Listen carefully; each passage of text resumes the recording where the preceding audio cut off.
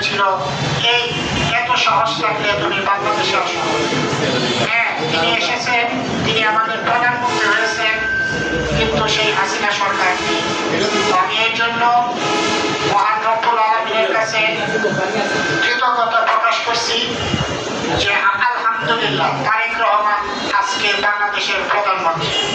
সেই সাথে আমি দুঃখ প্রকাশ করছি যে আজকে বিএনপি তথা এই ফ্যাসিস্ট হাসিনা সরকারের সেই নির্যাতনের পরে যে বিএনপি সরকার তারেক রহমান যে প্রধানমন্ত্রিত্ব গ্রহণ করলেন, কিন্তু দেখে যেতে পারলেন না তার অভাগিনী মা আমাদের প্রিয় নেত্রী দেশনেত্রী বেগম খালেদা জিয়া।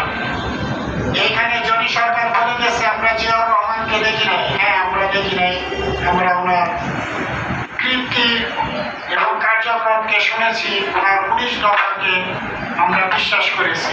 আমরা দেখেছি দেশনেত্রী বেগম খালেদা জিয়ার আকস্মিকতা, আমরা দেখেছি তারেক রহমানের নির্যাতন, আরাফাত রহমানের নির্যাতনে ধীরে ধীরে মৃত্যুবরণ করেছে, আমরা সেটা দেখেছি।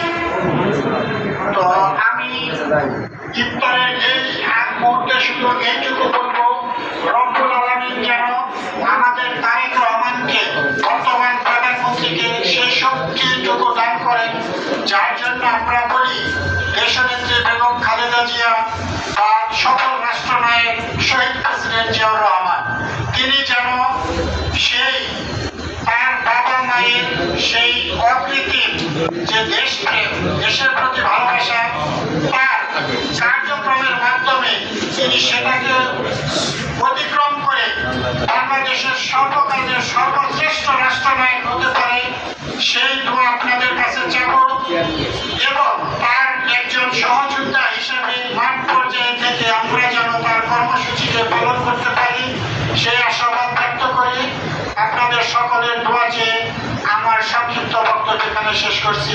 বাংলাদেশ জিন্দাবাদ, সবাইকে ধন্যবাদ।